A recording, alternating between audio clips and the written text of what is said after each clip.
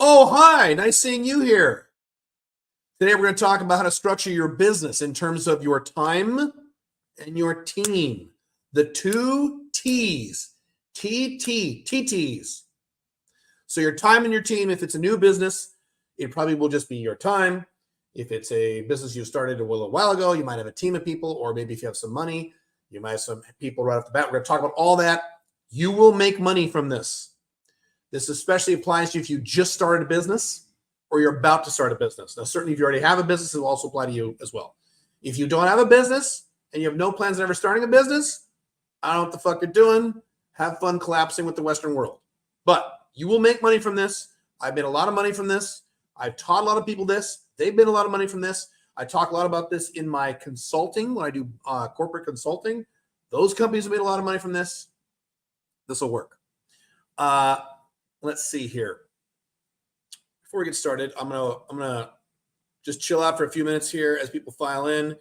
As always, those of you live on the call, if you can both see me and hear me, put the number 2 in the chat, not in the comments in the YouTube videos. I think that's really cute when I see the replay and people are putting 2 in the comments. It's very nice. I need to do that on the replay, but you guys were live.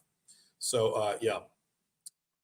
I see good. I see 2s. All right, great. All right. I'm gonna make sure that we're live on all of our platforms. We're on Facebook, we're on both YouTube channels, and we're on LinkedIn, and we are good. Okay. Great. All right. So as you can tell, yet again, I have changed locations again. I'm just going to move every 2 weeks. Is that okay? I'm just going to move that feels like what I've been doing the past 3 months of my life. I just move every 2 weeks. So no, this is not my apartment. You think my apartment would look this gay? No, this is not my apartment. So I was in a hotel for about a week here. And my plan was to go from the hotel for about a week right in my new apartment in Dubai. The problem is, and this is a quality problem for this country, everyone is moving here. So they have literally just the building that I'm moving into, they're having like 15 move-ins a day, and there's a backlog. So I have to wait 2 weeks before I can move into my own apartment. Yay, awesome.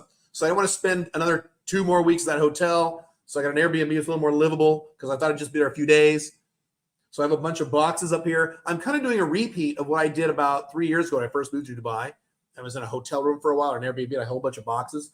Over there, I've got a whole shitload of boxes. I pulled from the storage unit, things I'm going to need. And so around October 4th, 5th, I will move into my new apartment, get that all set up, get a nice background for these videos. I'll do a walkthrough. I'm very excited. 2 more fucking weeks. I've been homeless now for, feels like forever, but there we go. Let's see. What should we talk about before we get started? As more people are following. I better wait a little bit. What should we talk about? What's happened lately? Oh, I know something I can talk about. We're started here. And again, if you're watching the YouTube video, you can fast forward a few minutes to get to the content here. Armenia. Bunch of you, as always, have emailed me and put comments like, Caleb, Armenia's at war. What if I get a residency and they call me and join their military, Caleb? Oh, no. This is the disease many of you have called I read a scary article, or in many cases, I read a scary headline. So really quick about Armenia. Azerbaijan did not attack Armenia. Azerbaijan attacked itself. Okay? Then the Nagorno-Karabakh, is that right? Nagorno-Karabakh, I'm saying that correctly, I think, region is in Azerbaijan. It's not even on the border of Armenia. There are just racial Armenians living in Azerbaijan, and they attacked them. It has nothing to do with Armenia, or very little to do with Armenia. Okay? And it's a flare-up, it's not an attack, and it's already over. They already surrendered. They just surrendered a few hours ago. As I said in my video I did about Armenia, there are going to be little flare-ups in Azerbaijan, near Armenia, and sometimes on the border of Armenia forever. And these are normal. That's why you don't live there, but you can certainly get residency there or get a passport there. But Caleb, if they have a war, they will not go to war. Iran will not allow it. Go watch the video. Iran and Russia will not let those 2 people go to war, those 2 countries. Azerbaijan, they won't let Azerbaijan do it, okay? But what if there's a problem and I get a passport? Won't they call me to join their military? If you're over the age of 30, no. That's a 2% rule shit, if not less than 2%. If you're under the age of 30, it's probably still 2%, maybe it's 5%. But if you're under the age of 30, are you going to get a passport? Are guys and their young guys with no money in their 20s going to take the time and effort and money to go get a passport in Armenia? No. Okay. So no, you guys got to calm down. You guys got to stop being little rabbits and every little sound in the forest just terrifies you. Oh, I heard a thing about Armenia. I better ask Caleb. Oh, Caleb, it's fine. None of my plans have changed. We're still doing get residency there. I'm still going to get a passport there. I don't care. It's all right. Deep breaths, relax. And next time you read a scary article, you might want to actually read the article. You might want to read the whole thing and then make an assessment. And if you don't understand certain terms, look them up and you'll get the full picture. They didn't even attack Armenia. Azerbaijan attacked themselves, which is what Azerbaijan does. Okay? All right. Very similar to, when people, Caleb, I read a scary, when I moved to Dubai. Caleb, you moved to Dubai? I read an article that said back in 2010, 13 years ago, a guy went to jail. Oh, I don't know. Yeah. All right. Cool. Let's see. What else we got here? Should we answer some quick questions here while we're doing this? Tell me, as a sports agent, what can I do to increase productivity and profitability? I'm going to talk about productivity in this session, so you're great. What's the new $35,000 program I mentioned in my latest podcast? I mentioned a $35,000 pro. Oh, I did, didn't I? Ooh. Well, I think I've changed my mind on that. Can't talk about that. So don't worry about that yet. Yeah, I know what you're talking about. I think I know what you're talking about. We'll address some of how you strategize those things here in this session today, but we do not have a $35,000 program. Do I have a filter on? I do not. This is my iPhone, unless the iPhone assigns one. This is my iPhone Pro Max 14. I have no filters on my iPhone, unless the iPhone automatically filters me. Yes, I really look this sexy. I'm a sexy beast. I'm young as fuck. I'm gorgeous. That's why I get all the girls, because I have six-pack abs. Okay? I'm hot. I'm bringing sexy back. By the way, besides Antigua and Barbuda and Armenia, what other countries are you looking to get passports? I can't talk about that. You send loads of emails. Yes, I do. Is your email your biggest driver of revenue more than social channels? By far, yes. I just did a YouTube video on the importance of your mailing list. It's more important than, now, to me, in my business model, email is my driver, right? Now, if you talk to like John Somnez, he would say YouTube is his driver. It depends on what your business is. Someone has 35K to spend. It must be on the wrong call. It's an audience like any other. We have audience members who have 35K to spend, 50K to spend, 20K to spend, 5K to spend, 0K to spend, 12K to spend, 1K to spend, $500 to spend. Every audience, when you have an audience, they're going to have segments. You'll have segments of the audience, and you want to address all the segments. Some guys are very willing to spend that kind of money because they want that help. Yeah. Some guys like, I would never spend it. Great. Don't give them something else to buy, as long as it's helpful. Should we get started here? Yeah, I think we should get started. All right. Let me take a drink of agua. I can't wait to have my filtered water back to this bottled water bullshit. I've been drinking bottled water now for like 3 months. Tired of it.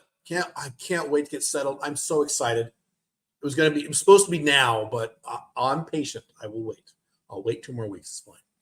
All right. I'm going to get started. If you have more questions, keep asking, and I will do a Q&A at the end. Matter of fact, I'm going to speed up the presentation to leave more time for Q&A because I don't have as much time for Q&As today as I normally do. So this is going to be a quicker presentation, I think. I'm going to try to make it a quicker presentation. We'll see. So, first off, now, normally I do slides for these training sessions. I was working on some slides a few days ago for this, and it just didn't work. I said, this is stupid. So instead of doing slides, I'm just going to bring up a Word document. I'm just going to type as I talk. It's just easier for the structure of what I'm going to talk about today. This is something I've not discussed with you in detail publicly. I have some of my behind paywall stuff. I have discussed some of this. And I also discuss this in great detail when I do corporate consulting. So obviously you probably don't have a company that, does 32 million a year. So I have to kind of, scope this down for you guys. There's a few of you, there's a few of my audience, but most of you are not at that level. So this is specifically for you with have a small business, a new business, especially a new business, or if you're planning on starting a business very soon, or you've just started a business, this is for you, okay? How do you structure your time? How do you structure what I call the resources, the assets in your business, which would be your time and your team. Yes, money is an asset, but that's a separate topic. I'm going to talk about how you structure these time-based resources. Money is not a time-based resource. Okay, all right. So hang on, I'm going to share my screen here. This is beautiful Microsoft Word. So as I've talked about in my book, The Unchained Man, my primary book, and the new version is coming October 25th. As I talk about that book and some other my business stuff, when you have a business, it is really just three pieces at its core, okay? First, you have marketing. Wait a minute. I need to learn to spell. Do I need to zoom this up? This looks really small on the screen, doesn't it? Hang on. Let me zoom this bastard. Make this bold. Marketing. Let's do this anymore. Okay, marketing. That's better. Marketing. Okay. Subset of that would be sales. Just capitalizing. Okay. Then you have finance. Okay. There's a few subsets of that. Then you have operations. So marketing, finance, and operations. Those are the three pieces of your business. You have to sell it. You have to deliver it and take care of those issues. And you have to track money. That's it. That's a business. Make sense? So we have some sections of here. For example, under marketing, we have advertising. Under finance, we have like bookkeeping, banking, crap like that. Operations. Operations is a little more complicated. So operations, you've got a few things. First, you have what I call implementation. Did I spell that right? Implementation. So when you sell a thing, you have to either deliver it, you have to deliver it to the customer. So if you're a manufacturer, you have to build the thing and ship it to the customer, right? If you do services, you have to go do the service. You have to do it, or your team, someone in your company has to go do it, or subcontract, what have you, right? If you sell info products, you have to have a mechanism that gets the course or the ebook or the whatever thing to the end user in an automated fashion. You have to do implementation, right? So that's all part of implementation, right? Then you have admin, all your administrative support, then you're, like checking your email and shit like that. That's an administrative function, okay? Banking would be up in finance. Let's see, operations, you also have, what am I missing here? Implementation, admin, and what am I missing? I'm missing something.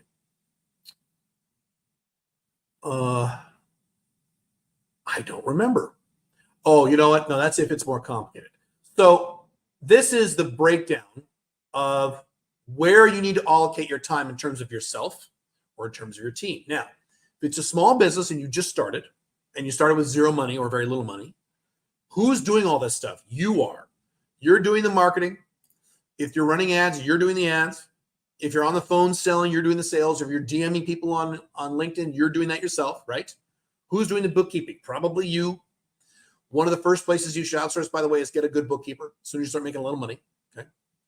Who's doing the banking? You. Right? Who's doing all the, who's running the profit and loss reports, if any? You. You're doing all that stuff. Right?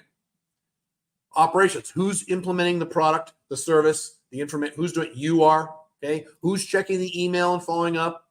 And customer service. That's what I was forgetting. That's also a part of implementation. It's a subset of implementation. Okay. So people have a question about their product or they can't find it, or you shipped them and they didn't get it. Okay. Who does that function? You. Now, once you get a little larger, slightly larger, you're going to have people who do this for you. Okay. And over time, you're going to start outsourcing these functions to other people as you grow your business. Okay. So first, you need to figure out so the first phase of this is, in terms of my given week, if you're looking at this a week to week, where do I spend my time in these areas? How much do I spend marketing? Or if I'm doing sales, What's the difference between marketing and sales? Marketing is creating leads. Sales is converting those leads in person. You are converting that lead into a customer. Okay. If you're strictly selling stuff at lower price points on the internet, you don't have a sales function. You're just doing all marketing. Make sense? So if you're selling, which I wouldn't recommend this, if you sold vitamins on the internet, you don't have someone on the phone trying to sell them, hey, buy these vitamins, right? You're doing marketing only. If you're selling higher end stuff that requires a phone call, generally that number is around $2,500-ish. So if you're selling something around, and that's, it's not a hard and fast number, but around $2,500 on average, 2,500 or more USD, then you're probably gonna need someone on the phone to close that deal. Maybe. There are exceptions. We have our Get Residency services where we close a lot of those without anyone calling. You can call us if you want, but you don't have to, because people are already very aware of our services. They're very aware of the structure. It's something they already want. Makes sense? So sometimes marketing, sometimes it's sales. So where are you spending your time? Where should you be spending your time? In terms of you're allocating your time in a given week. Sales, marketing, advertising, running ads. Okay. Bookkeeping. How much time per week is that taking you? When you go in and you're plugging all your shit into QuickBooks, which is what I recommend if you're new business. Okay. The bigger business, you do something else. Banking. How much time do you spend screwing around with your banks? Boy, have I screwed around a lot of banks lately in my company, but I have a little more complex set than most of you. So who's doing that? How much time do you spend doing that? When you're just started, this is going to be very low. Screw around with PayPal or Stripe or your own bank, whatever merchant services you're using. Okay. And then implementation. This is really important. How much time are you spending, or how much time do you need to spend implementing the widget that you are selling to the customer and make sure the customer is happy, which means you're implementing it in a way that the customer likes, the customer expects, and you're following up in terms of customer service if they have questions or problems. Both are critical. Critical. Matter of fact, and if Billy were here, she'd make this point. Sometimes these are shortchanged. Implementation and customer service is shortchanged because people are focused up here on marketing. It's true. Happens. Okay. So these are critical. How much time per week are you spending on these things? You need to map this out once a week, or if you do the E3D system for my books, once every 3 days, or once a week, whatever works for you. I do once a week. And you map out, where do I personally spend my time in these areas? Now, it's important to know which of these areas make money, which of them don't. Does finance make money? Does it generate new money? No, especially if it's a new business. Now, if it's an existing mature business like I've got, then you could make an argument. I've talked about how I hired a CFO a few months ago, and he's already made me money, but I'm at a more mature business. Okay, newer businesses, it needs to get done, but it's not going to make you money. Okay, implementation, does that make you money? Yes, it does, because people will tell other people, I bought this, it's amazing. So it does make you money, and more importantly, repeat sales. They talk a lot about, and I've talked a lot about my coaching programs about lifetime customer value. So if a customer buys something from you and you have excellent implementation on it, are they more or less likely to buy something else from you in the future? They're more likely. And the easiest place to make money is from someone who has already paid you once. That's the easiest place to make money. In my courses, I talk about the product funnel, not a funnel like a ClickFunnels, not a sales funnel, a product funnel, where you have multiple products. The one at the top is very cheap, but very good. And you sell that for cheap, and a bunch of customers buy that and go, wow, this is awesome.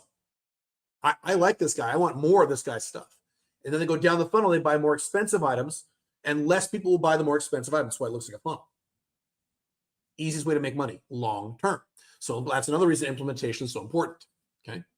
So you do make money with it. Admin. Does admin make money? No, not really, but it has to be done.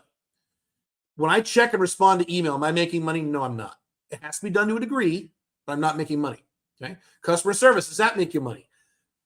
Same thing as implementation. Here's the thing about customer service. If you do it right, it doesn't lose you any money. If you do it wrong, you lose money. But you don't really make money on customer service, generally speaking. You make an argument. That's more implementation stuff. So now we have an important basis on where you spend your time and what you outsource first. So for example, generally what I recommend people do in new companies, the first place you outsource, when you start a new business, you start making some money now, the very first thing you outsource is your bookkeeping. Go get a bookkeeper. Have the bookkeeper take care of all the numbers in your QuickBooks. You shouldn't be doing your own bookkeeping. That's the stupidest thing on earth. Okay. Unless you're brand new, starting from zero and you have no money, then fine. For a while, you have to do it.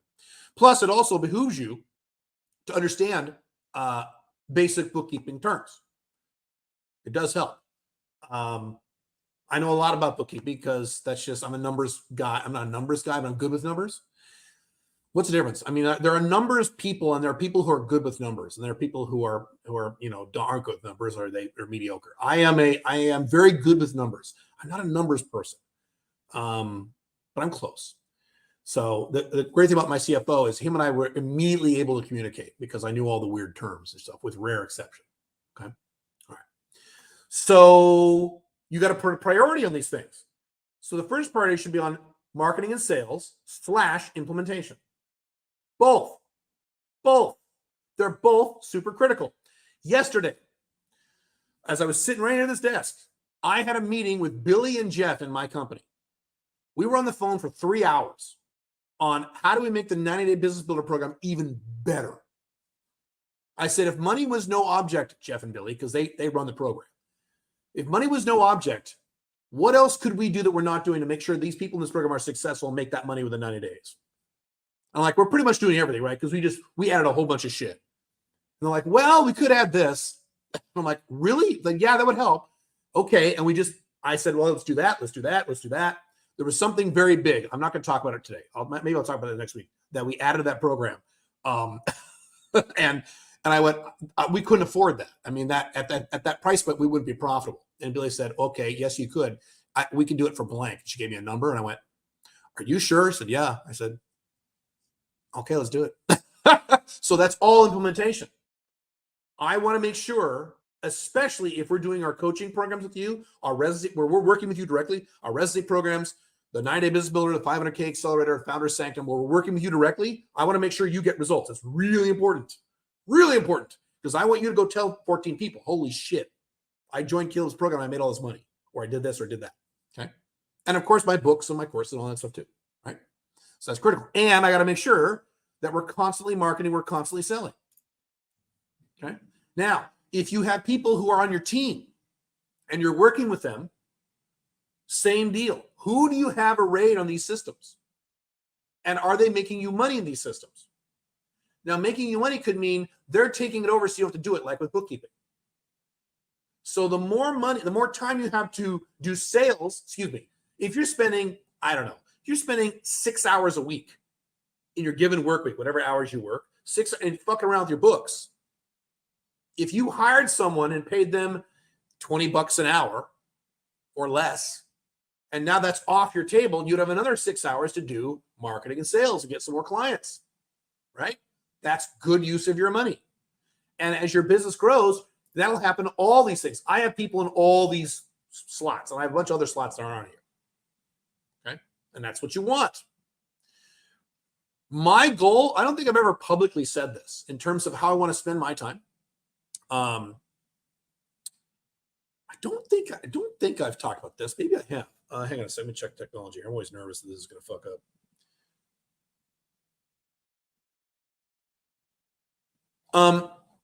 My goal in terms of where I spend my typical week in all my companies, this is a big goal. It's going to take me a while, but I'm getting there, is to do nothing but, I want to work about 4 days a week, take 3 days off a week, not yet, when I'm in my mid-50s. I'm 51 now, so I've not a lot of time left, right? And all I want to do during my work hours, and I'll put in long days. If I work 4 days a week, I'll put in some longer days. I don't mind. That's fine. But all I want to do, here's all I want to do. I want to do nothing but meetings with department heads of these areas. How are we doing on this? How are we doing on that? Let me see your P&L. Okay, everything looks good. Thank you very much. Goodbye. Okay. And creating content. That's it. That's all I want to do. I don't want to do any implementation. I don't want to do any coaching. I don't want to do any consulting. I do a lot of those things now, but eventually I can't do that because that limits my time for scaling the company. Okay. All I want to do is create content, either videos, books, courses, and maybe I'll do seminars and things like that, or things like this, maybe. Okay. And that's it. I don't do any marketing. I don't want to do any sales. I want all that outsourced. And most of it is now. I don't want to do any of it. Why? Because that's what I do the best. If you guys follow Dan Sullivan, most of you don't. Dan Sullivan, he's the guy that wrote Who Not How. Okay, that guy was strategic coach.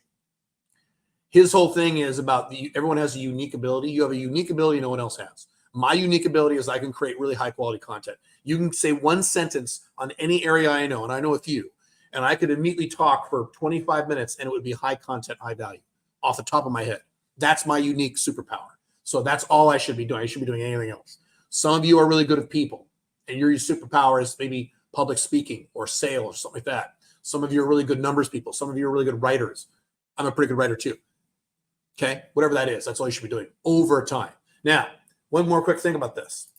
And there's a lot more I could go into detail about this. This gets very complex. I'm keeping the surface level for you guys. There's a fourth area, okay, called strategy. Okay, and that is you as the CEO or the business owner. Okay, you at the top, managing the strategy of where the company is going. Okay, so that'd be things like scaling, improvements, innovation. That means new products or new services. So Peter Drucker talked about the only two things in a business that make money is marketing and innovation. Everything else is a cost. Nothing else in your business, he said, and he's right, actually makes money other than you marketing and you creating new products and services for your existing customer base or new customers. Because everything else is on autopilot at that point. Okay. So you have this too. So as you scale and grow, you'll spend more time up here and less time down here, and that's good. It's a good thing. Make sense? Let me show you one more thing about this, and I'm going to open up for Q&A. I'm going to keep this very surface level in case those of you who are not numbers people. I'm going to give you the sample of a profit and loss statement, right? Profit and loss. Profit and loss. No, profit and loss. Profit and loss statement. How does it, or an income statement? Some of you, if you're in the UK, might call it an income statement. Okay. It's the same thing, right? This is how it looks. This is how profit and loss statement looks. Okay. At the top, you have revenue. They call top line. This top line sales. Okay. Then you have cost of services, or cost of goods, or cost of services, or cost of sales. I'm going to call it cost of sales. Did I say services? Cost of sales. So if you buy an ebook, let's keep it really simple. You buy one of my books online, the digital version. What's my cost of sale? Well, I got to pay a credit card charge, and that's about it. So if you get in the 90-day business builder, what's my cost of sale? That's quite a bit. I have to pay a salesperson. I have to pay commission to, depending on how, if it was a cold sale, I have a marketing person I got to pay commission to. I have coaches that implement a lot of the program. I do implement it myself, so I got to pay them. So my cost of sale is pretty significant on bigger programs, and that's okay. As long as it's profitable, it's fine. Okay. So you have cost of sale as a direct cost. Then you have gross profit. Right. So that's one of the most important numbers in your business. It's one of the biggest numbers I look at. It's probably the biggest number I look at is gross, not profit, gross profit. Profit is important too. But then you have, after gross profit, you have operating expenses. Operating expenses. I don't type very well when I know I'm being watched. Isn't that funny? That must be some beta male holdover when I was in high school. Because normally I just bang this out. It's so weird. So you have operating expenses, right? Your admin staff, your finance staff, your IT bullshit. You have all that stuff, right? That comes out of your gross profit. And then at the bottom, you have net profit. And after that, you have taxes. There's a lot for you guys living in the collapsing Western world. I don't have that problem anymore. Okay? I have taxes, but it's beep. All right. So these things also are indicators of where you spend your time. Okay?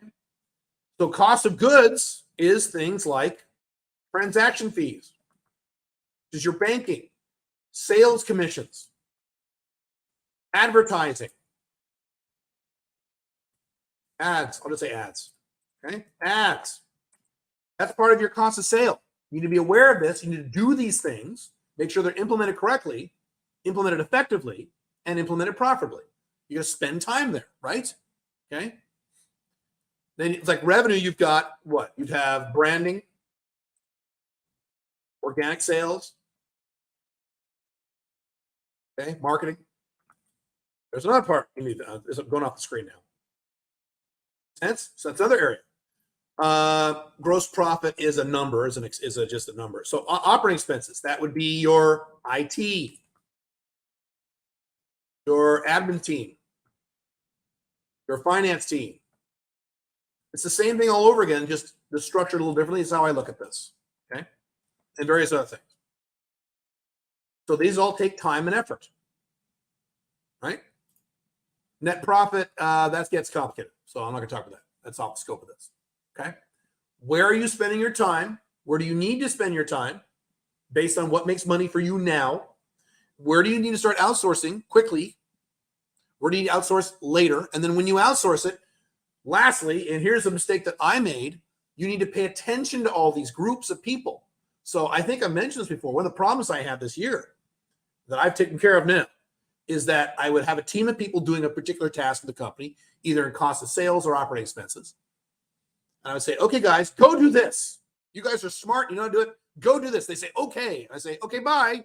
I'm busy. I'm running the company. I'm okay. And I would never check back in on it. And then 2 months later, I'd be like, what the fuck? What's this? Why is this not working? How come we're not making money here? Why do we have these problems? Oh, shit, that didn't get done. Why didn't that get? Oh, shit, I didn't get this done. I should have gotten that done. Why didn't I get this done? A lot of it was my fault. So now I have meetings with department heads twice a week. It was once a week. I've increased it to twice with certain departments. I am having meetings. Matter of fact, when I talk to my coaches, because I do what I sell coaching. I buy coaching. I believe in what I sell because I do it myself. I was talking to my coaches like, I have a lot of fucking meetings. They're like, yeah, as you move from business owner to CFO, you have more meetings. The way it works. Elon Musk spends all day in meetings. He's a CEO. So when you're CEO, yeah, that's what happens. I said, well, I'm thinking about adding like another day of meetings. I mean, I hate meetings, but like, I think I need that. And they're like, yeah. I said, based on the business in terms of the size of the company I have, and they have all my numbers and all my statistics, does that make sense to do that? And I was like, yeah, you got a big enough company. We need this kind of stuff. Yeah. So that too. So you have to pay attention to what these people are doing. When you get started, this is an old Robert Allen thing. You need daily accountability. When you hire someone brand new and you're getting new, daily accountability. I want daily numbers or daily activity or daily reporting, or I'm going to check in on you every day. And that gets difficult when you have a location-dependent business and people all over the world. They're not in front of you in the same office. Very careful. You have to stay on these people. You don't micromanage these people unless that's your personality, but that's not what I teach over my other channel. You just need daily accountability. What are your objectives? Are you hitting your objectives? That's it. That's all you care about. Okay. Hang on. All right. Really fast. Let's talk about Founder Sanctum, and I'll get to your Q&A right now. I'm going to make this really quick and simple. Quick and dirty. Where's my little icon down here? Let's see. Hang on. Please hold. Founder Sanctum, really quick. We have reopened this program. It is only open until Friday night. You get 8 coaching sessions a month. I'll just summarize this really quick, and I'll tell you everything you get. 8 group coaching sessions with me or one of our other coaches who are all making at least $85,000 a year location dependent. Some of them make a hell of a lot more than $85,000 a year. Okay, most of them do. Okay, and it's Q&A. You just sit there and ask us any questions you want about business, finance, structuring, any of that stuff. It is the business version of what we had of SMIC. It's $297 a month. I'm just going to tell you the price right now. It's $297 a month. That's it. Under $300, 8 Q&A sessions with a high-income location-dependent business owner coach. 8. You get 2 a week, plus a bunch of other stuff. There you go. It sells itself. If you have the ability to do this, if you have a business, you need help, this is the fastest, easiest way to get customized coaching. Customized because it's all Q&A based. You ask us questions and we tell you. That's Founder Sanctum. It's open right now. So you get 8 Q&A calls, 2 per week. You also get a monthly accountability meeting with Jeff. And so that's where you set objectives for the next 30 days. And you become accountable to Jeff. He's awesome at this. That's in addition to the 8 meetings. You get 9 a month. Okay. I also do for Founder Sanctum this here. Can you guys read this? Let me zoom in up on this. Yeah, I'm going to zoom that up. I do a customized video training where I do a video on something that you guys request, a business topic, only for Founder Sanctum. There's a thread we have in Basecamp. You'll be part of our Basecamp. And you say, I want Caleb to do a video on this. And it can be as micro as you want, and I'll do it. 1 a month. Okay? You're also in our Basecamp. You track all that stuff. You ask questions. You're on the message boards, all that stuff. Now, also, we're throwing this stuff for free. my How to Get Clients course. It's a video course. One of my most popular courses. You get it for free as soon as you sign up. It's yours. It's free. We just throw it in there because I want you getting clients and customers. Okay. Copywriting checklist. This took me $10,000 of my own money. That's probably a low number in terms of research, where it's literally a checklist in Excel, and it tells you exactly how to write your copy for your emails, your sales pages, your squeeze page, your website, whatever. It says, I'm not going to say what those things are. You get it as part of this program. It's yours. You just give it away. Founder Sanctum. Massive income flowchart. This is a flowchart that I built several years ago. It's exactly how I got to 6 figures. Actually, more than that. Still in my 20s and 30s. And I flowcharted everything I did in terms of when I sell a product, I did this and this to sell more products. Then I did this to sell more products. And this is a flow. I flowchart everything I sold in terms of a service-based business. I give that to you for free. You can only get these part of our courses. Okay, we're just giving these away for free. Talk about Basecamp already. Colby A. Oh, right, we're doing the Colby A. So you get 2 tests. These are $50 if you get them by yourself. We throw them in for free, $50. You have to be a member. No, you just throw these in. $50. If you do this yourself, it's free. Colby is your work personality style. Let's see if I remember my Colby. I'm a 6733. Is that right? No. I'm a 763. I forgot. Damn it, I have to look this up. I'm a fact finder something. I forgot what my Colby is. Oh my God. I don't remember. Anyway, you get your Colby. It's awesome. It shows you how you work, what your strengths are, what your weaknesses are in terms of your work. Then you get the corporate version of the Myers-Briggs. The actual, not the free bullshit one on the internet. You get the corporate version people buy. I'm an INTJ. You get that. We just throw it in there. Okay. You get 50% off the Unchained Man Society, which is my Alpha 2.0 version of this. You get half off that if you're in Founder Sanctum, so you can sign up for both. You can sign up for Founder Sanctum and the UMS. Unchained Man Society is what we used to have for SMIC. It's a new version. You get 50% off that because this is an ongoing program if you want. Okay. $1,000 off 9-day Business Builder, $2,000 off the 500K Accelerator after 2 months of membership for both these. Okay. What's the link? The link is Sovereign CEO. I'll put it on the screen here. I don't have slides today, so I'm like, I'm slumming it. Yeah. Make this big. Ooh, it's big. That's it. SovereignCEO.io/FS. You have. Whoa! Bless me, Lord. Hang on a second. Open now. We're closing this Friday night.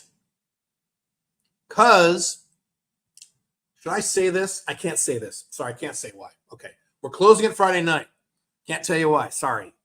Tell you later.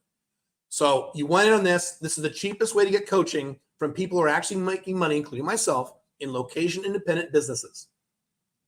If you have all these questions like, what about this? What about that? I'm trying to do this. Is this a good niche? And how do I do that? And this is it. $300. It's $297 a month. And this is a business program. It's tax deductible. You can write this off on your taxes. Okay. It's a monthly program and you can quit whenever you want. And we have guys who sign up for a few months, then leave and come back. I don't care. That's fine. Show me another program on the internet that's $297 where you get 9 coaching sessions a month. These are group sessions, by the way. These are not one-on-one. These are groups. And you can ask us whatever you want. Business, please. Dating stuff is the UMS program. That's a different program. Okay. I mean, it's like a no-brainer. Right? Okay. Let's do questions and answers. I'm going to put on my glasses because Big Daddy Caleb is getting old. I can zoom this up. Let me see if I'll just wear my glasses. Who cares? You guys have a lot of questions. Holy shit. All right, let's do it. Hang on. Let me write what this is.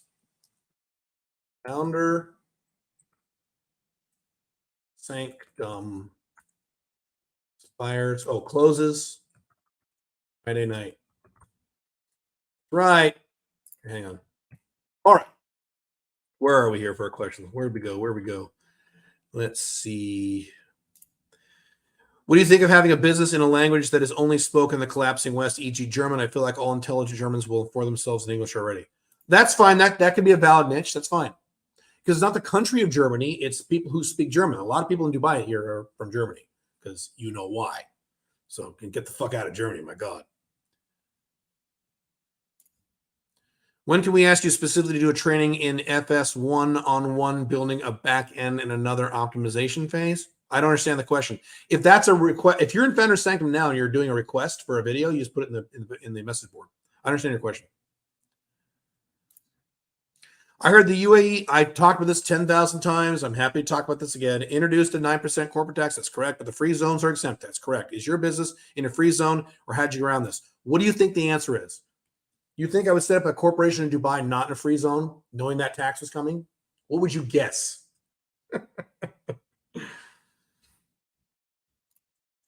You've done affiliate programs with other guys. Do they approach you or do you approach them? And what checks do you put to ensure you're not putting a potential scammer in front of your audience? So what I used to do is I would vet these people myself. And so now I have someone in my company. I have a JV person. And that's all she does is she has her own business. And all she does is JVs. So she vets these guys. She has a whole system where she vets them. These are people who have been selling stuff for a long time and they have good, they have low return refund rates and they honor their refunds and all that stuff. If someone is brand new, I'm very, very leery. Usually 9 times out of 10, 95 times 100, if someone is brand new, I'm saying, sorry, no, unless I know you really well, like you've been in a lot of our programs. So like, here's an example of someone who is new, who I said yes to. Vadim, his DeFi course, he was new, but I know Vadim very well. So I know he's a real guy. He's a straight shooter, and I've known him forever. And so I was able to make an exception on him. So I have someone who does that for me now. Again, I outsourced all this stuff, just like I talked about just now. I outsourced this all. See if I can get my glasses off. They're irritating. After years of traveling, I found that I need to focus on a social life and of a location and not just financial aspects. Would you rate Dubai in terms of making friends and dating? I've said this many times. Dubai is not a great place for dating unless you're doing sugar daddy stuff. If you don't want to do sugar daddy, there are many better places in the world to date than Dubai. Making friends is actually pretty good in Dubai because you have so many people coming here. Many of them are single or have no friends, and they're looking for friends. So there's lots of opportunities to make friends. Pink Firefly made friends here really fast. I was shocked. And she's kind of shy, and she did it. Now, I don't give a fuck because I'm an introvert, but making friends is a pretty good place, Dubai. Dating, no. Could you date in Dubai? Yes, I could if I was single. You can. I'm just saying if that's your objective, there are many better places in the world to date. Pretty much all South America and Southeast Asia, if that's your priority, than Dubai.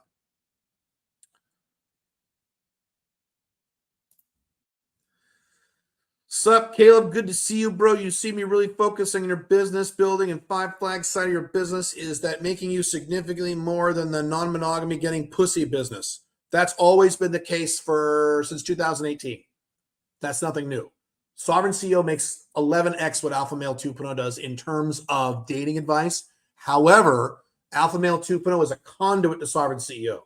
So I've not abandoned Alpha Male 2.0. I have some very big things planned for Alpha Male 2.0 literally next week. You're going to see it.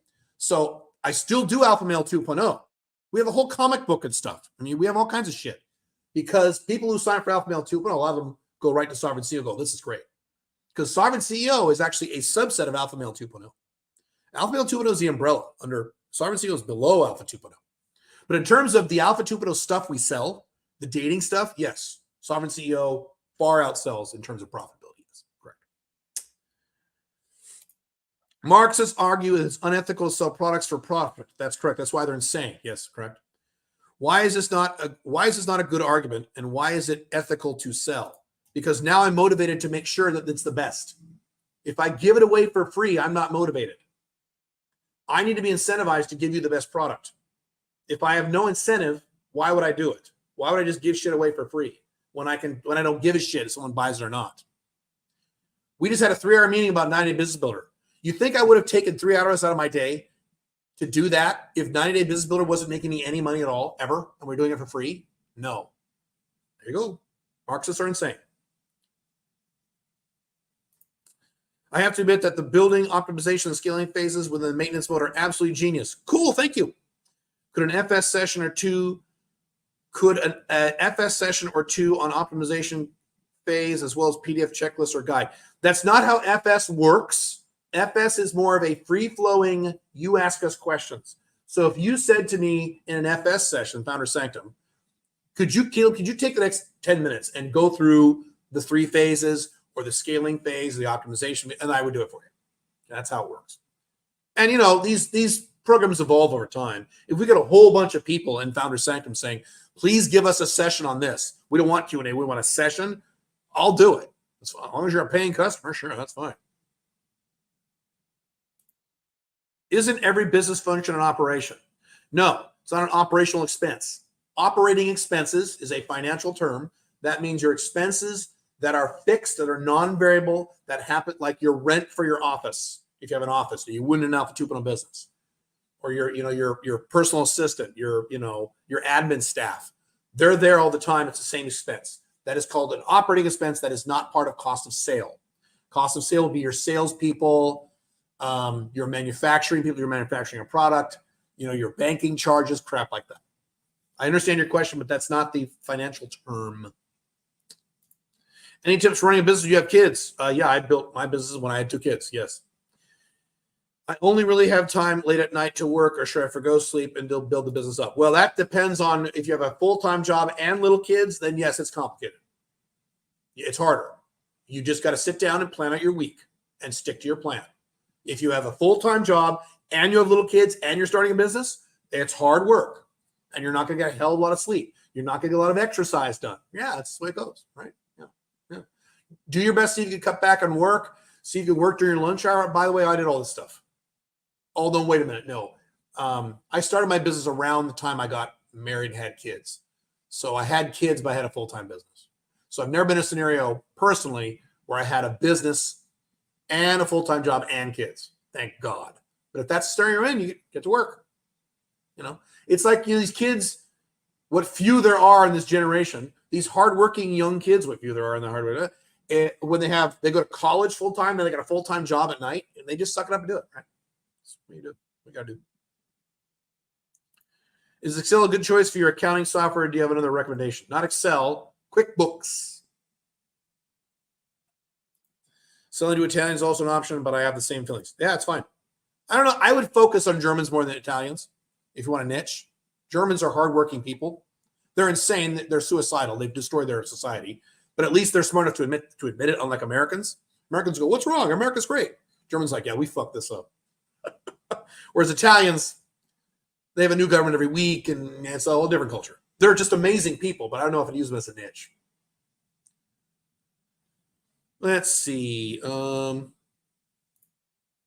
Do you or Billy use Wise as a payment processor or a merchant?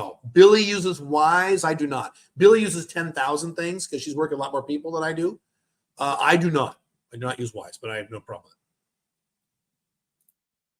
How did you find your CFO? Rule of 3. I interviewed a whole bunch of people through referrals from people I knew. Hey, do you know a good CFO? And I interviewed 3 people, 3 or 4. 4. Excuse me. I interviewed 4 people. I did the rule of 3. I assumed the first person I hired would suck ass. And he didn't suck ass. He's fucking amazing. I got lucky. Sometimes you get lucky on the first one. I got lucky with Billy, too. I expected to hire Billy, then fire Billy, then hire someone to hire, and then Billy. So sometimes you get lucky. Usually you're not, but that's what I did.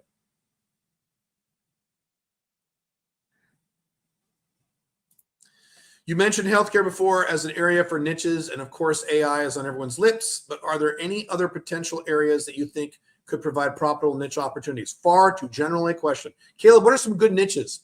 There's a million of them. I don't know. How many man hours or dollars are you spending in all of your businesses on outsourced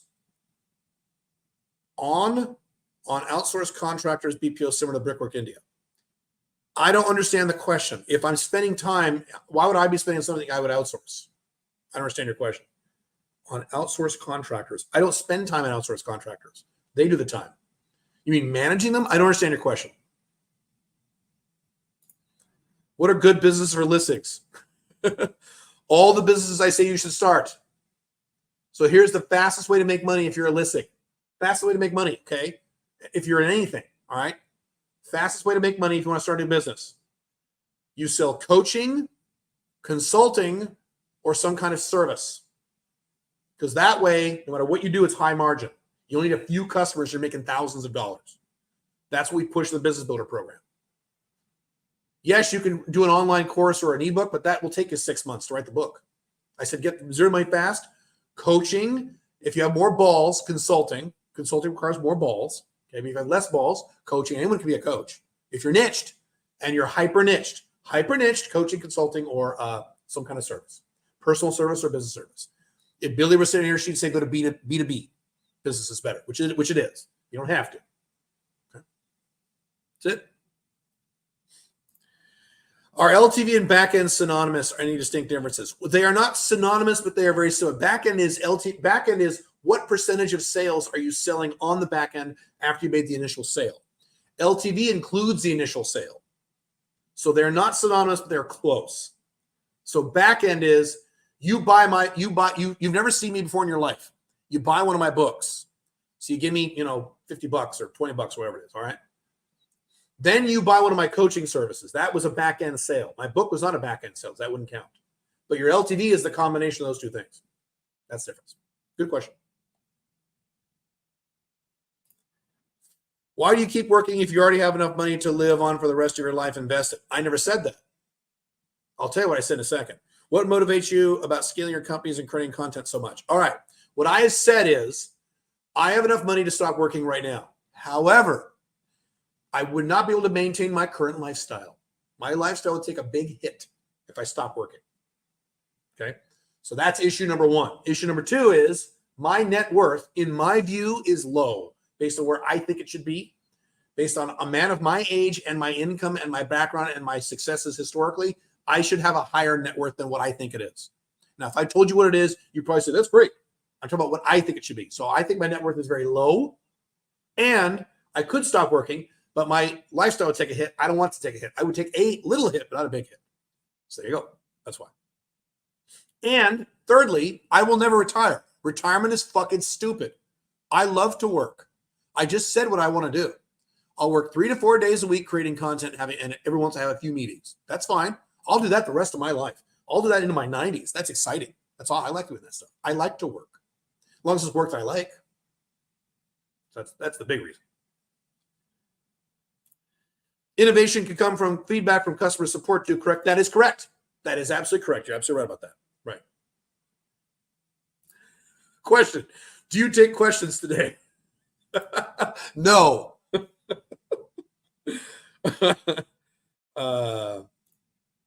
What are some of the best ways to have additional income streams from non-Western countries? Too general a question.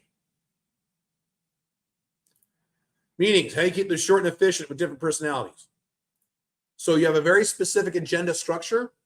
So in our meetings, we talk about, see if I can remember our structure. I write it down. We talk about wins.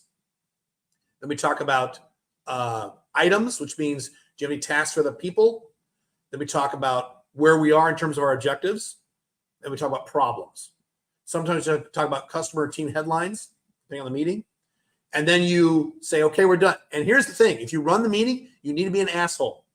You have to say, okay, guys, that's great. What else? I'm really good at this. I did that a lot on the 3-hour meeting yesterday. It was still 3 hours because it had to be. All right, what else? Because people like to talk, right? That's great, Joe. Okay, now what else? What else? I'm used to saying this with my wife, too. My wife is a talker. Great. What else? We're moving along here. Let's go. Got some balls. Why does Founder Sanctum only open at a specific time while Unchained Man Society is open at all times? Because different products are marketed differently in my company. And do both programs give you access to SMIC material? No. Founder Sanctum has nothing to do with dating or Alpha Male 2.0. Nothing. It's all business. UMS, which is the new version of the SMIC, gives you all the SMIC material. And you can join both. Founder Sanctum gives you a 50% discount. When you go to sign up for Founder Sanctum, go to the page and you'll see it. There's a button there, an option to say, sign up for Founder Sanctum and UMS at 50% discount. You do both. Founder Sanctum is business only. It is a sovereign seal product only, not Alpha Male 2.0. UMS is Alpha Male 2.0, different thing. Okay? That's why you can't write off UMS, because we talk about dating and stuff. And, testosterone and anti-aging. UMS is a program for men. Founder Sanctum is a program for anybody. If you're a woman, you can join Founder Sanctum. We have more and more women joining our business programs. It's great because they do really, generally speaking, they do really well. There's an extra like pressure for women to succeed in these arenas. They think they kick ass. It's great.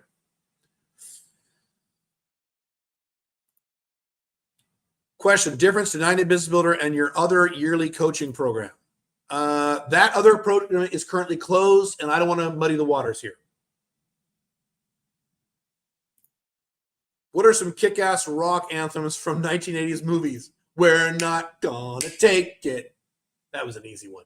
You want some funny ones like the Karate Kid one? Like, what's the Karate Kid? My brother always plays that fucking song. What is it? Let me think of it. Hang on, it'll come to me.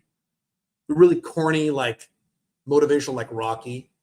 Like, I am the tiger. That's not, I am the tiger. It's great. I am the tiger. It's the thrill of the night.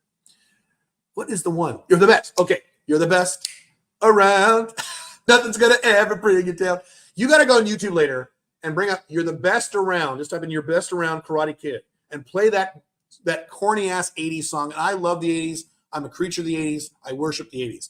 But even then, I can admit, okay, that's a little, yeah, but it's hilarious. You're the best around. Hi, Caleb. I want to set, do I corporation and I have multiple businesses in different industries? Great. Do I have to incorporate each, or can I run all my single business under one corporation?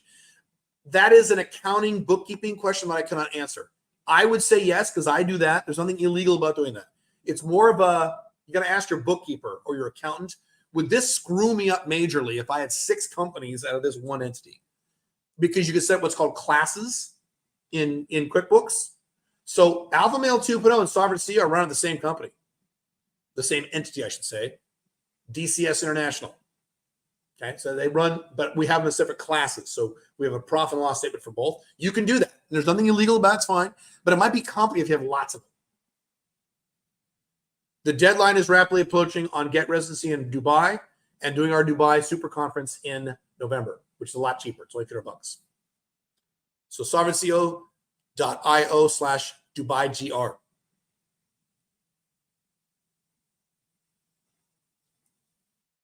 Let's see here. What were all the significant reasons for not choosing Buenos Aires as your primary flag? Too much chaos.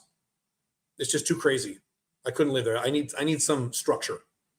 Dubai is very structured. Even Paraguay is less chaos than Argentina. I just couldn't do it. Great place. And now look what happened to their currency. They're maniacs down there. And they kind of like it. They're wonderful people. They're great. I just couldn't live there. Great place to go. Buenos Aires is one of the coolest cities on earth. And I mean that. It's one of the coolest cities in the world. Go hang out there for a week, man. You'll have a great time. It's awesome. But I wouldn't live there. For me. I can sometimes get too into black pill stuff now and again. Okay, don't do that. What would you recommend to get out of this line of thinking? Stop watching that crap. It's factually, empirically false. Just stop watching it. Watch something else. I mentioned this. You know what you should listen to? Instead of going on YouTube watching black pill bullshit, watch my YouTube videos.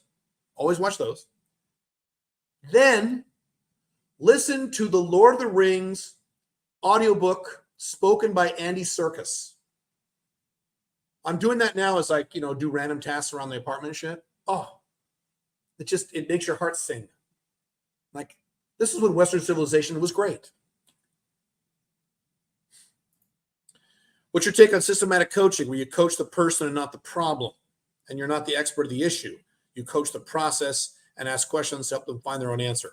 So I do that a little bit in my consulting. I have never done it that way with coaching. That borders like therapy to me, just to me. So that's just not the way I do it. Certainly that's a factor.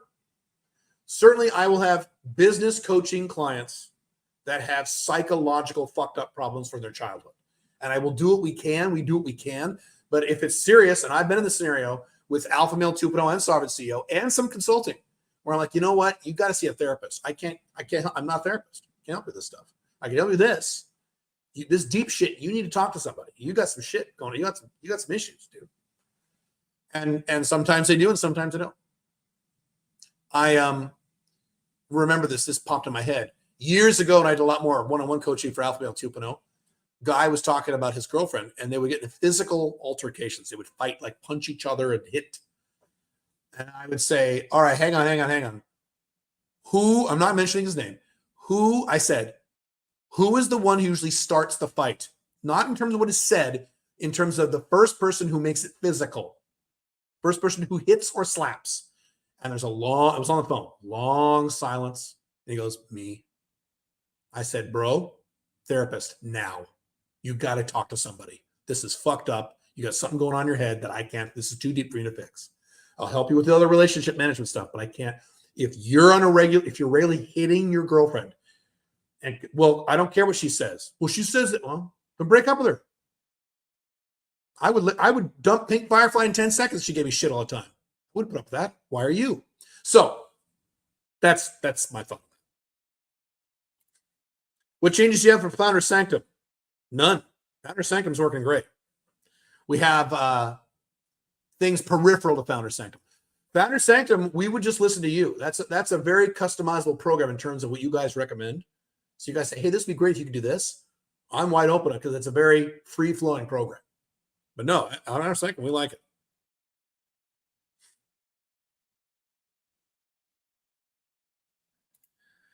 Was thinking of operating a business in a dating niche. What type of industry is dating in your opinion? Stagnating or solid? Neither. It's neither, but it's not stagnating. Guys will always want to get laid. So you're covered there. There's just lots of dating niches, right? Is Craigslist game a big thing now? No, they banned it. So you see what I'm saying? It depends on the dating niche you're talking about. How much time do I need to spend in Dubai to have a business there? To maintain it, you need to come to 2 weeks. If you want to do our service, 2 weeks in November. And then you've got it. To maintain it, you need to visit Dubai twice a year. And when I say visit, you land, you walk out of the airport, you wave at the ocean, you get back on the plane, you fly home. That's all you got to do. You don't have to spend any time. You have to visit. And my understanding is there are ways around that, but they get complicated, if that's what you're asking. Yeah, in terms of being physically present. Do you have an executive assistant or personal assistant or both specifically as the CEO or both specifically as the CEO of DCS International? You know what? At the moment, I do not. All those functions are divvied out among several different people. Every time I start thinking about getting a personal assistant, I'm like, well, I already have this person doing that and that person doing this and this person doing that. I have someone called an implementer but that's not a personal assistant. So the answer is no. Now, if you ask this question a year from now, next year, I may have one by then, but maybe not. So I don't know. And I don't know why that occurred with me. That's just not how it evolved. Yeah. I mean, Pink Firefly is going to be in the United States next few months. So I'll be alone here in Dubai. And I'm like, I need an assistant here.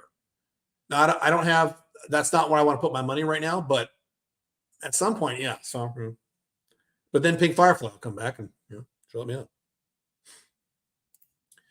What do you think is the purpose of marriage other than as a container for kids? There is no purpose for legal marriage in the modern era. There is none. Long-term pair bonding, yes. Legal marriage, no, it's useless. Why is it a good idea to keep exact income a secret? You seem not to care about hiding rough estimates, but why do you never reveal exact numbers? Why is that? You should go to my blog, go Google, let's see, which blog is it at? CalebJones.com. It's CalebJones.com or AlphaMale20.com. Why I don't talk about specific numbers. I have to do a whole article on that. Legal reasons is the big one. Legal. There's lots of people listening online. There are people who could sue you. There are governments listening. I don't want to give everyone all this information. Legal is the big one. The second one, but it's a distant second, are nitpickers. You don't make that. Let me see show me your tax return. I don't want to dick with that stuff. You just guess what I make. That's also why I don't talk about how many women I've had sex with. I'm never going to reveal that number because I'd have nitpickers and haters for the rest of my life. Because I've seen other guys reveal that number and they have nitpickers and haters the rest of their life. This is stupid. Oh, yeah, right. What sort of activities or tasks would be done by a business growth consultant for B2B clients? Boy, very general question. So you'd have to look at profitability. You have to look at sales, top-line sales. You look at expenses, all those things. How do we make more money in terms of getting more customers? How do we get repeat sales? How do we optimize amount per sale? How do we optimize in terms of operating costs at net profit? Those 4 levels. I'm an online teacher, and some of my students I got years ago are half the price compared to newer students. Huh? I don't get it. Some of my students I got years ago are half the price. Why are your students costing you money? I don't understand. I struggle dropping them, but by keeping them, I miss on my hourly rate. Should I drop them? I don't understand your question. If you could rewrite that, it'd be great. I really don't understand. I want to give you the wrong information. Do you need to publish a number of free stuff, videos on YouTube, before selling a course, or can you start selling that kind of immediately? You can sell it immediately, but you still want to have free stuff eventually. You can sell it right now, sure. But it always helps your branding and trust to have free stuff, because we live in a culture right now where skepticism is sky high. I was just talking to John Somnes about this, Bulldog Mindset. We live in an era where everyone's skeptical. So if you've got nothing on the internet except for one page selling a course, that's tough. A lot of people can say, who the fuck is this guy? If you've got 100 YouTube videos and it's really you, oh, okay, he's a real person, and he seems to know what he's talking about, and okay, I trust it. So why do YouTube videos? Why do I think I do YouTube videos? Because I have all this free time on my hands? No. I want to build branding and trust. So when I talk about Sovereign CEO, 5 Flags, business, Alpha 2.0 dating, I've got hundreds of videos, and it's really me. Now I'm talking extemporaneously. You know it's me. And people go, oh, okay, yeah, this guy's for real. Cool. Can I set up a Dubai Corp first and decide what industry it serves afterwards? Yes. You can set up a Dubai corporation and do nothing with it. You could just pick some random name and do nothing with it. You don't have to have a separate checking account if you don't want to. A lot of people come to Dubai and they set up a corporation. They just let it sit there. They don't do anything with it. They don't have a corporate. They don't have a checking account. They have no money in it. They just want the residency. It's fine. Oh yeah, the answer is yes. Correcto. I have a high income as a location independent tech consultant with 1 client, de facto employee. Yeah, that's really not. I don't consider you a consultant. I consider you a contractor. What are some good ways to develop new income streams with limited time spent per week? No, nothing is limited time spent per week. How do I make a lot of money and don't spend a lot of time? You're going to have to spend time getting new clients. So that means you have to develop a brand and you start contacting people, either on the phone or over LinkedIn or both. And that's going to take you time. But the good news, if you're a consultant, here's the great news for you guys with the balls to be a consultant. Instead of saying, I don't know anything, no one overpay me to be a consultant, I'm an idiot. That's not true. But those of you who are willing to be a consultant, the beauty of being a consultant, you only need 2 clients, maybe 3, to make shitloads of money. It's fantastic. So of those 3 models, consulting, coaching, service, consulting gets you the big money the fastest. There's a reason I went from literally 0 in my early 20s, no college degree, no high school diploma, no people skills, some tech skills, from 0 and within 2.5 years, making a 6-figure income in 1990s dollars as a consultant, because you don't need a lot of business. You don't have to get 100 customers or 500 customers, 2, 3, 4, 5, and you're making big money. And you're not working that hard. You're working, you're putting in a full week, but you're not blowing your brains out. I did eventually start blowing my brains out because I was stupid.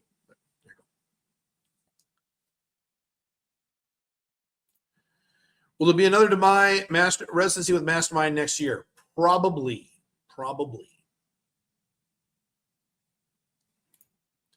Are you ready to beg for Peter Zeihan's forgiveness when China collapses? Peter Zeihan says China will collapse in 7 years. Yes, if China collapses in 7 years, it won't. I will admit I'm wrong. There have been some predictions, not very many, where I was wrong, and I admitted I was wrong. I'm not like other people who hide.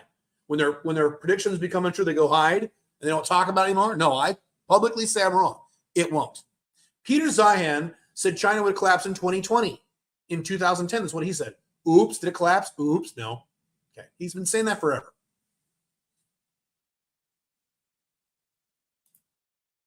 There are 2 different cutoff dates for Dubai GR. There are?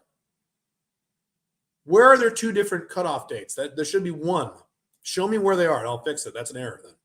Or you're misreading it. Let's see. Dubai versus Singapore in terms of residency requirements. Dubai kicks Singapore's ass in terms of residency requirements. The 4 countries we talk about are the easiest countries in the world by far. Dubai, Armenia, Mexico, Paraguay. Those are the 4 easiest, fastest residencies in the world. No country in the world is better than those 4 countries. Those are the best. That's why I did them, and that's why I teach you how to do them. If there was a country better than those 4, like if Singapore was better or as good, that would be one on the list. It's not. Singapore's not bad. But Dubai is real easy. My God. It's in and out. You got your within 2 weeks, you leave, unlike most countries, even though other ones on this list, you leave with your residency card. You walk away with it. In 2 weeks. That ain't Singapore. That ain't anybody. What peripheral topics should you help with the Paraguay Get Residency Program, real estate, investing, business, incorporating, banking, legal, etc.? Can we follow up with your team after getting PR? Yes, and those are all things we talk about. We address now. We've enhanced that program because we had some problems last time, so we've enhanced that. So we do all that stuff. Yes, all that stuff. Let me see. Real estate, investing, business, incorporating, banking, legal. Yes, all that. At least we refer you to those things. Yeah. Oh, yeah. Our legal team down in Paraguay is fucking fantastic. It's probably no, it's not our best legal team because our legal team in Armenia is also really goddamn good. So they're really good in Paraguay. Our team. They're not the cheapest, but they're awesome. They kick ass. They're just great. They're good friends of mine. Marriage is a psychological relationship. Read Carl Jung on that. You're talking about long-term pair bonding when you live with a woman. That's great. Marriage is a legal contract, a 3-way legal contract between you, your wife, and the state. Stupid. Don't do that. It's ridiculous. My current idea is helping men with Asperger's get laid, boost their SMV. I've got a few clients. I'm going to ask you myself. It's going okay, but growth can be an issue. Growth is always an issue. Work harder. And you want men with Asperger's who have money. So a lot of men with Asperger's don't have any money. You want men who are able to do this. Okay? But yeah, it's fine. Alpha 2, but a question. Vasectomy before an OLTR or marriage, when is best for disclosure? After the lock-in or talk of the OLTR talk? It's up to you, but the OLTR talk is the latest you would bring it up. You would not bring it up after that. That's the latest you'd bring it up. So at any time before that is fine. But if she gets all the way to the OLTR talk, you have to have that talk. Because that's what the OLTR talk is. The negatives of her being with you versus other men. Here are the bad things about being with me. If you live with me for the next 25 years of your life or more, here are the negatives. I can't have children. We can adopt, but I ain't having any kid there. So just tell her that.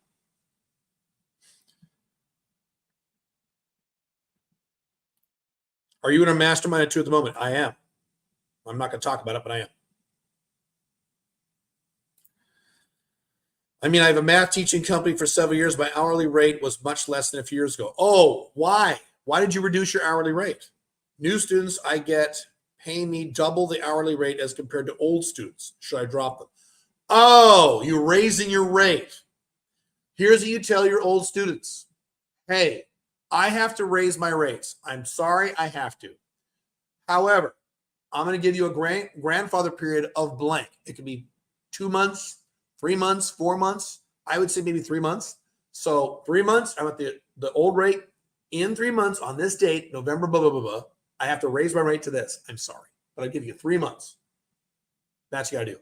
And yes, you will lose some, and that's good because the slots you lose, you replace with the higher paying students. That's how you do it. That's exactly, and I've done this many times. How do you overcome skepticism and stranger danger for closing consulting clients without organic or a massive brand? Without organic or a massive brand. On the phone. Your phone sales has to be on point. You gotta be very authentic. And give them a lot of free stuff during the process. Write an ebook, 25 pages, right? And that's good, and give it to them. Establish as much credibility as you can. I heard the Philippines is good at outsource. Do you have experience hiring Filipinos? I sure do. They're fantastic. Great for outbound sales. Fantastic for that. Philippines is great. Yeah.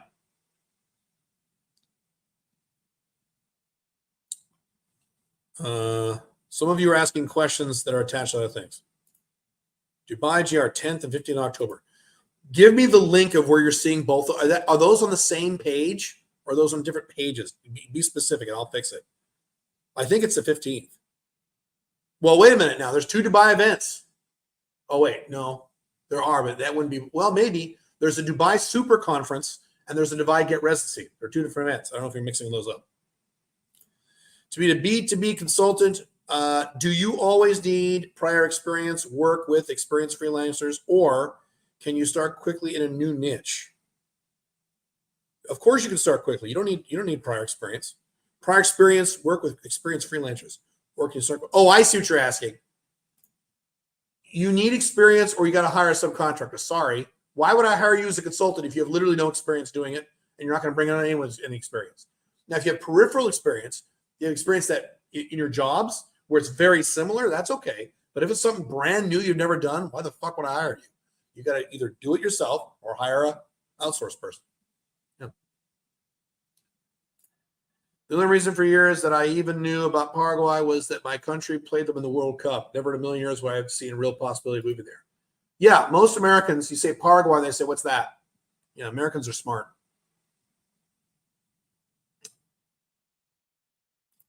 Any thoughts on Mauritius as a living flag? Mauritius is fantastic. That is on my agenda to do a lot of research on Mauritius. Mauritius is great. Now, it skews a little higher in terms of higher income guys, kind of like Dubai. If you're a really poor young guy, you're not going to go to Mauritius. But, dude, it's the shit. I have some buddies here in Dubai who fucking love it. So yeah, I think it's fantastic. I have a Bruce Lee mindset of talking about what is good, discarding what is bad, and adding what is your own, in relation to black pill, red pill, and blue pill. What do you think of this? What aspect of black pill is good? What aspect of blue pill is good? There are some aspects of red pill that suck. So no, I don't agree with that. What is the minimum online presence needed to close consulting clients, especially since I want to offer at 5K PM per month retainers? What is the minimum online presence to be closing?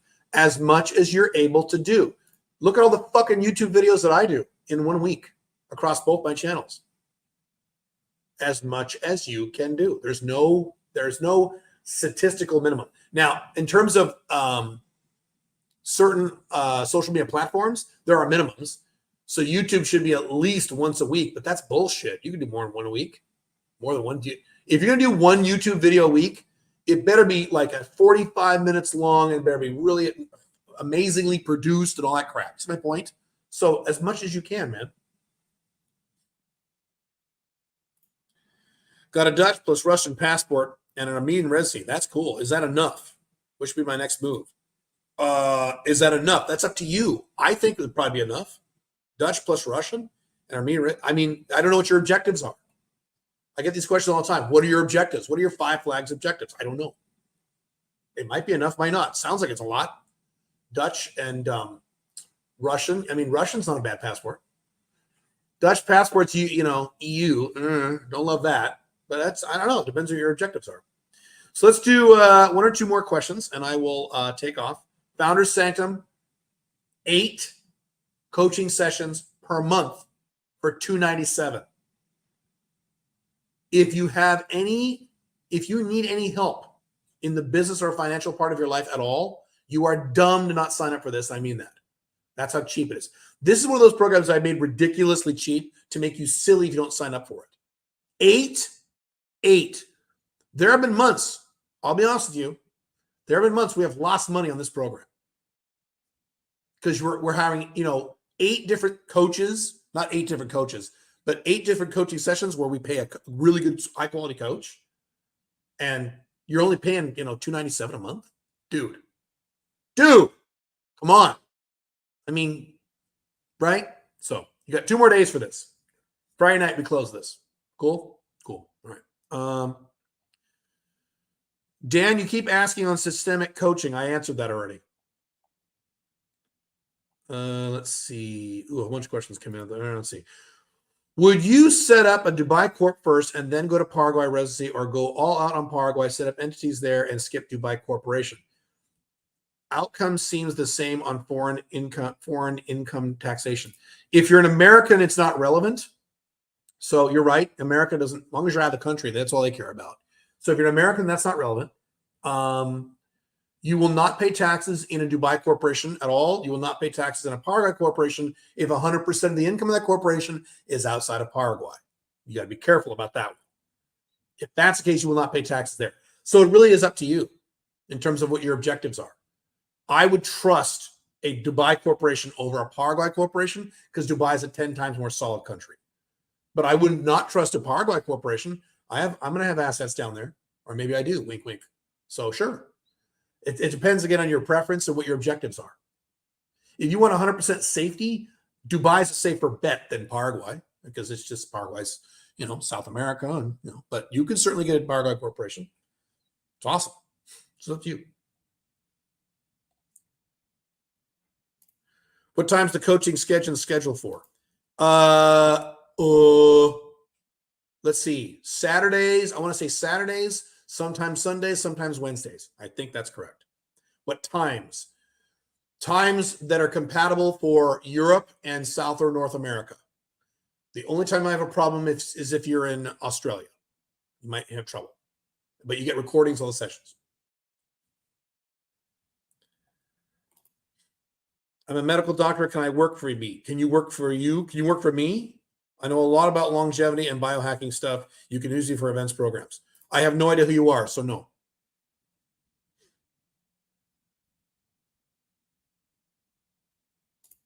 Yes, Dan, I answered it. Watch the replay. I answered it. It took me a long time to answer it. All right, let's do one more question. I got Abominos. Unless you guys are done. I'll give you a few seconds because sometimes there's a delay when you type it when I see it. Founder Sanctum. All right, last question. Best way to manage sleep when running a location of business from Southeast Asia with clients in North America. Here's what I do. This is what I do. Great question to end on. In Dubai, I'm giving you my Dubai example. I know Southeast Asia, different time zone. This is my example. In Dubai, I stay up very late and I sleep in. So I stay up to like 1 a.m. in the morning when I'm here in Dubai, and I sleep until like 10 or whatever it is. I get 8.5 hours of sleep. Okay. And so that way I have enough overlap with the North American time zones where I'm okay. And if I sleep in, everyone's asleep and no one cares. Or everyone's going to bed when I wake up. So it's not a big deal. It's nighttime. So that's what I do. Now, when I was in Mexico for 6 weeks, it was the inverse. I would get up at like 5:30 in the morning, 5:30 a.m. Mexico time, and go to bed really early because I want to be in those time zones. So you just do your best. Whatever you can do to skew that time where if you sleep in, maybe you get up really early. Maybe you get up at 3 a.m. That's your day. You wake up at 3 a.m. every morning. Okay, whatever time it takes, 4 a.m., 5 a.m., and you go to bed early. Okay. You do a Mark Wahlberg. Mark Wahlberg wakes up at 3:30 a.m., goes to bed at 7. I think it's silly, but that's what he does. So that's how you do it. You adjust. All right, guys. Founder Sanctum, if you have any interest, I will see you very soon. I have a lot of stuff going on the next few weeks with you guys, so I'll see you very soon. All right, bye.